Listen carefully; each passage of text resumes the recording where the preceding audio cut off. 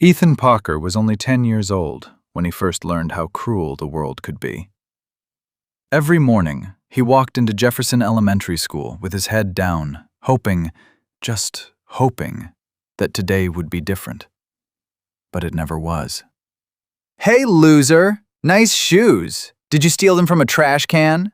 Jake Thompson sneered, blocking Ethan's path. Laughter echoed through the hallway. Ethan looked down at his worn-out sneakers.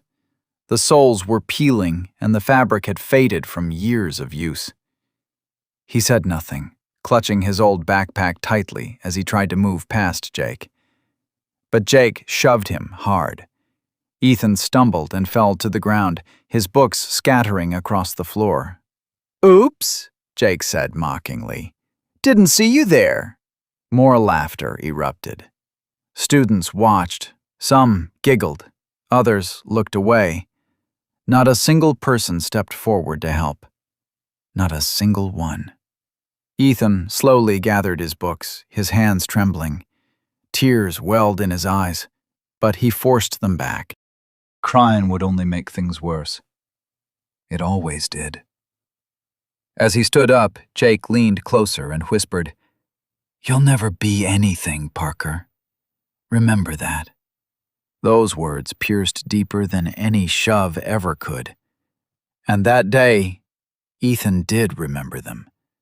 Not as a wound, but as a promise. Ethan lived in a small run-down apartment on the edge of town with his mother, Sarah Parker. Life had never been easy for them. After Ethan's father passed away when he was just 5 years old, Sarah worked 2 jobs to keep food on the table and a roof over their heads. She spent her days cleaning offices and her nights working as a waitress. Despite her exhaustion, she never failed to greet Ethan with a warm smile. "How was school today?" she asked one evening, as Ethan walked through the door. "Good," he replied softly. It was a lie, but he told it every day. Sarah noticed the sadness in his eyes, but chose not to press. Instead, she gently placed a plate of dinner in front of him. "You know, Ethan," she said, brushing his hair aside, "your father used to say something very important." Ethan looked up. "What was it?" She smiled softly. "No matter how hard life gets, never let the world harden your heart. Stay kind, and never give up." Ethan nodded, but deep inside, he wondered how long kindness could survive in a cruel world. The bullying continued for years. Middle school brought no relief. If anything, it made things worse. Jake Thompson grew taller, stronger, and meaner. He was the star of the school's football team, admired by teachers and feared by students. And Ethan? He remained invisible. One afternoon in the cafeteria, Ethan sat alone, quietly eating a peanut butter sandwich. He was reviewing notes for the science fair when Jake and his friends approached. "Well, well," Jake smirked, "if it isn't the genius." Before Ethan could react, Jake snatched his notebook and flipped through it. "What's this, your little science project?" he mocked. Ethan stood up nervously. "Please give it back." Jake ignored him. "Ooh, look at this," he laughed. "He thinks he's going to change the world." His friends burst into laughter. Jake ripped a page from the notebook and crumpled it. "Here's a reality check, Parker," he said, tossing the torn paper into Ethan's face. "People like you don't change the world. You clean it." The cafeteria echoed with cruel laughter. Ethan's chest tightened. His vision blurred with tears. But instead of crying, he bent down, picked up the torn pieces, and whispered to himself, "One day, I will." And for the first time, he believed it. That night, Ethan stayed awake long after his mother had fallen asleep. Under the dim glow of a desk lamp, he carefully taped his notebook back together. Every torn page was restored. Every damaged idea was rewritten. Every insult fueled his determination. He stared at the words on the cover. Project Sustainable Energy Solution. Ethan clenched his fists. "I'll prove them wrong," he whispered. "Not with revenge, but with success." Years passed. High school arrived, bringing new challenges and new opportunities. Ethan remained quiet and reserved, but his brilliance began to shine. He excelled in academics, particularly in science and technology. Teachers admired his dedication, though few understood the struggles he endured outside the classroom.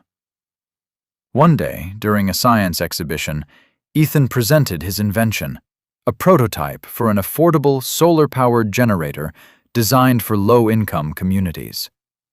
As he demonstrated the device, a panel of judges listened with growing interest. "This could revolutionize energy access," one of them remarked. Ethan's heart raced. For the first time, he felt seen, valued, respected. But just as he began to explain the technical details, a familiar voice interrupted him. "Well, look who's pretending to be a genius," Jake sneered. Standing beside him were his teammates, smirking with amusement. Jake glanced at the generator and scoffed. "What is this, a toy?" "It's not a toy," Ethan replied calmly. "It's a renewable energy solution." Jake laughed. "Sure it is, and I'm the President of the United States." His friends erupted in laughter. But this time, Ethan didn't flinch.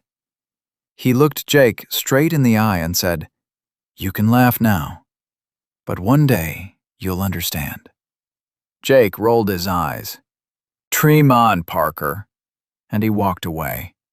But Ethan's resolve only grew stronger. Months later, the results of the national science competition were announced. Students gathered in the auditorium, their hearts pounding with anticipation. "And the first place winner," the principal announced, "goes to Ethan Parker." The room fell silent. Then applause erupted. Ethan froze in disbelief. His hands trembled as he walked onto the stage to accept the trophy. Flashing cameras illuminated the moment he had dreamed of for years. In the audience, Sarah Parker wiped tears from her eyes. Her son had done it. He had proven his worth. As Ethan stepped off the stage, he heard whispers among the students. "Isn't that the kid who used to get bullied? I guess you showed them." Jake stood in the back, stunned and speechless. For the first time in his life, he had nothing to say. That victory changed everything. Ethan earned a full scholarship to one of the most prestigious universities in the country. The day he received his acceptance letter, he ran home, his heart racing with excitement. "Mom!" he called out. Sarah rushed into the room. "What happened?" Ethan handed her the letter. She read it silently, then gasped. Tears streamed down her face as she hugged him tightly. "You did it," she whispered. "I always knew you would." Ethan smiled. "No, Mom," he said softly. "We did it." College opened doors Ethan had never imagined. He immersed himself in his studies, working tirelessly to refine his ideas and develop groundbreaking innovations in renewable energy. His determination, fueled by years of hardship, set him apart from his peers. Professors recognized his brilliance, investors took interest, and opportunities began to pour in. Late nights in the lab turned into successful prototypes. Those prototypes evolved into revolutionary solutions designed to bring affordable and sustainable energy to millions around the world. Years of sacrifice had finally begun to pay off. But Ethan never forgot where he came from, nor did he forget the voices that once told him he would never succeed. And one day, fate would give him the chance to face them again. After graduating at the top of his class from Stanford University, Ethan founded a renewable energy startup called Luminar Energies. His mission was simple, yet powerful: to provide affordable and sustainable energy solutions to underprivileged communities around the world. What began as a small project in a university lab soon transformed into a multi-million-dollar company. His innovative solar generators gained international recognition. Governments partnered with him. Investors lined up to fund his vision. Within a few years, Luminar Energies became one of the fastest-growing clean energy companies in the United States. Ethan Parker was no longer invisible. He was a visionary, a leader, an inspiration. Magazines featured him on their covers with headlines like, "From Bullied to Billionaire, the genius who turned pain into power. Changing the world, one solar panel at a time." Yet, despite his fame and fortune, Ethan remained humble. He still wore simple suits. He still spoke gently. And he still remembered every painful moment that had shaped him into the man he had become. But destiny had one final surprise waiting for him. One crisp autumn morning, Ethan received an invitation in his office. It was from Jefferson High School, his old high school. They wanted him to attend their annual alumni gala as the guest of honor and keynote speaker. Ethan stared at the letter in silence. Memories flooded his mind: cruel laughter, mocking voices, and the pain of being humiliated in the same hall where he was now being honored. His assistant, Maya, noticed his hesitation. "Is everything okay, Mr. Parker?" she asked. Ethan smiled faintly. "Yes," he replied. "It's just a reminder of how far I've come." "So, will you attend?" she asked. He paused, then nodded. "Yes, it's time." The night of the gala arrived. The school auditorium was decorated with elegant lights and banners. Alumni from different generations gathered to celebrate success and nostalgia. Luxury cars lined the entrance. Inside, laughter and conversation filled the air. As Ethan's sleek black car pulled up, the crowd began to whisper. "That's him, Ethan Parker, the billionaire entrepreneur? I can't believe he studied here." He stepped out, dressed in a tailored black suit, exuding quiet confidence. Camera flashes illuminated the moment as reporters captured his arrival. For the first time in his life, everyone was looking at him with admiration, not ridicule. As Ethan entered the auditorium, his eyes scanned the room. Then he saw a familiar face: Jake Thompson. Time had not been as kind to him. Jake's confident posture had faded into uncertainty. His expensive-looking suit couldn't hide the exhaustion in his eyes. The once feared school bully now stood near the refreshment table, working as part of the event staff. He was serving drinks. Their eyes met. Jake froze. Recognition dawned slowly, followed by disbelief, and then shame. Ethan felt a wave of emotions: pain, memories, but most of all, understanding. Jake hesitated before walking toward him. "Ethan?" he asked cautiously. Ethan nodded politely. "Hello, Jake." Jake swallowed hard.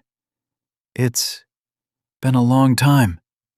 "Yes," Ethan replied calmly. Jake looked down, unable to meet his gaze. "I saw you on TV. You've done incredible things." "Thank you," Ethan said. An awkward silence followed. Finally, Jake spoke again, his voice trembling. "I owe you an apology. For everything. I was cruel, I was immature, and I regret it every single day." Ethan studied him quietly. This was the moment he had imagined countless times. the moment of revenge, the moment when the tables would turn. But as he looked at Jake, not as the bully he once was, but as a broken man weighed down by regret, Ethan felt something unexpected. Peace. "I appreciate your apology," Ethan said gently. Jake looked surprised. You do?" Ethan nodded. "Yes, because the pain you caused pushed me to become stronger." It didn't destroy me. It defined me. Jake's eyes filled with tears. "I'm glad you succeeded," he said softly. "You deserved it." Ethan smiled faintly. "We all deserve a second chance, Jake. What matters is what we do with it." For the first time, Jake felt lighter. And for the first time, Ethan felt truly free. Moments later, the principal approached the stage. "Ladies and gentlemen," he announced, "please welcome our distinguished guest and keynote speaker, Mr. Ethan Parker." Thunderous applause filled the auditorium. Ethan walked to the stage, his heart steady and his mind clear. He looked out at the crowd, students, teachers, alumni, and saw reflections of his younger self in many of their faces. He took a deep breath and began. "When I walked through these halls as a child," Ethan said, "I felt invisible. I was bullied, humiliated, and made to believe that I would never succeed." The room fell silent. "But pain has a strange way of shaping us," he continued. "It can break us, or it can build us. The choice is ours." He paused, letting his words sink in. "I chose to turn my pain into purpose." The audience listened intently. "I didn't seek revenge. Instead, I focused on becoming the best version of myself. Because true revenge isn't hurting those who hurt you." He smiled softly. "It's proving them wrong through your success." Applause erupted. Ethan continued. "To every student here tonight, if someone tells you that you're not good enough, don't believe them. Believe in yourself. Work hard, stay kind, and never let the world define your worth." His voice softened. "Because one day, the very people who doubted you will witness your success." The crowd rose to their feet in a standing ovation. Among them stood Jake, clapping with tears in his eyes. After the speech, the principal presented Ethan with an award for outstanding achievement and humanitarian impact. As he accepted the honor, Ethan glanced toward the audience and spotted his mother. Sarah Parker stood proudly, her eyes glistening with tears. She had sacrificed everything for him, and now her son had changed the world. Ethan stepped down from the stage and embraced her tightly. "You did it, Mom," he whispered. She smiled through her tears. "No, Ethan," she said softly. "You did." As the evening came to an end, Ethan prepared to leave. Jake approached him one last time. "I heard your company is hiring," Jake said hesitantly. "I've been trying to rebuild my life.